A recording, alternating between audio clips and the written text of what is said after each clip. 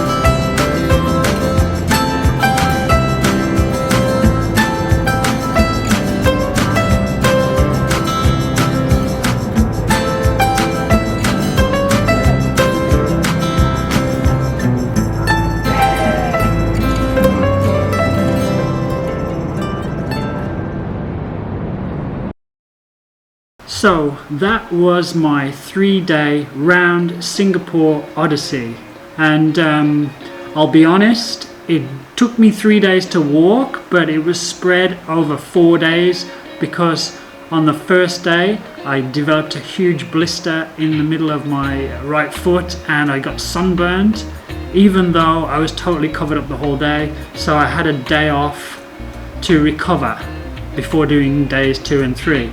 And the grand total of the 3 days was 115.5 kilometers roughly. On day 1 I walked 40.6 kilometers. On day 2 it was 35.5 kilometers. And then on day 3 it was 40.4 kilometers.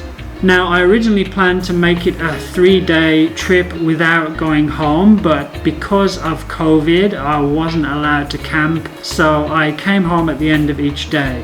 As for starting from the Raffle statue, there's a couple of reasons why I chose that location to start. The first one was because it made sense with the distances and the finishing locations for when I originally wanted to camp. And the second reason was I just thought it was an interesting place to choose because obviously I'm British and Raffles was British, and it's kind of like the starting place for modern Singapore history. Now I'm not going to ramble on at length about the trip. I'm just going to go over a quick few highlights and lowlights, just so you can get an idea of what went on and how I felt completing the trip. The best part of the trip was probably the people I met along the way. I actually bumped into a subscriber, which kind of was probably the first time I've ever done that, so that was quite nice. And another thing that surprised me was the amount of friendly teenagers that I met along the way who were saying hi and just asking me a few questions about what I was doing. And it's very surprising because teenagers and friendliness aren't usually something that go together. So I was pleasantly surprised by the amount of friendly teenagers that I met. The worst part was most definitely the last 10 kilometers on the first day, walking along Lim Chu Kang Road. For a number of reasons. One, I had a blister that was developing on my foot, so it was painful. 2, it was very noisy with all the trucks, and which also made it very dangerous along the northern part of Lim Chu Kang Road because there's no footpath. So you're walking in the road and there's a lot of trucks coming past, and it wasn't very pleasant. So it was nice to get that section done. The most surprising thing about the walk was the amount of construction that is going on around the island of Singapore. I mean, when COVID first exploded here and there was all the news stories about 320,000 migrant workers working in dorms, I was thinking, geez, that's a lot of people. How can they all be working here on things like construction? But now I've walked around the island and seen how much construction is going on, then I can totally understand that figure. Another thing that surprised me was the fact that the Chinese cemeteries and the Muslim cemeteries that used to be on the west side of the island along Lim Chu Kang Road have gone. They've been exhumed, and I guess the land is going to be redeveloped, although I'm pretty certain that they won't be building residential blocks on there because people will not want to live on the site of a former cemetery. So that was pretty interesting too. The least interesting section of the walk was most definitely the loop around Changi Airport. That road is just straight and monotonous and not fun at all, although I was saved by the weather. It wasn't too hot on the day I went and it rained, so it was more pleasant than it could have been. The most bizarre part of the walk was actually again Changi Airport, walking around the airport, which takes at least 2 or 3 hours in total, and I think all that time there was maybe 1 or 2 planes took off the whole time that I was walking, which is bizarre because normally there's planes taking off every couple of minutes, you know, or every minute, every 30 seconds. So the fact that only 1 or 2 planes took off the whole time I was walking around the airport perimeter was really strange, and obviously a result of COVID and the travel bans. Most interesting parts of the walk were definitely the wildlife encounters. The first one I'll mention was in woodlands on day 2 when I came across the dueling monitor lizards. I sat there and watched them for about 20 minutes, and that was really cool to see. I've never seen anything like that before. I don't know whether it was some kind of mating ritual or just a couple of guys having a fight, but it was fun to watch. My first monitor encounter on day one was also pretty interesting when I came across a big monitor lizard eating a dead pangolin. It's long been a dream of mine to see a pangolin in the wild, and so I guess I've achieved that now, although it wasn't quite how I imagined I wanted to see a pangolin. I'd like to see a live one, preferably, next time. And finally, my biggest achievement, I think finishing the 3 days, even though it took 4 days, was a pretty big achievement. Especially as I had to walk through the pain on day 2 and 3 with the blister that hadn't recovered. So yeah, that was a big achievement for me because I wasn't sure that I'd be able to finish. And the second achievement, and the one I'm pretty proud of too, was I ordered successfully 3 copy C shell die, and everyone was perfect. So I need to pat myself on the back for that as well. So yeah, that was good. But overall, it was a great 3 days walk around the island. I learned quite a bit and explored parts of the island I'd never been to before. And overall, it was a great experience. And I'd recommend it for anybody who wants to kind of get deeper into understanding Singapore. If you have any questions about what you saw in the video, then just drop them in the comments and I'll do my best to answer them. So that's it for today's video. I hope you enjoyed it. If you did, don't forget to give me a like and subscribe to my channel if you enjoy my content and you'd like to see more in the future. And finally, I'd just like to say a big thank you to you guys for the reaction to my Taiwan versus Singapore video. It's amazing. Thank you so much for your support, and I hope you carry on enjoying my content. So that's it for today, guys. I'll see you in the next video. In the meantime, take it easy. Over and out.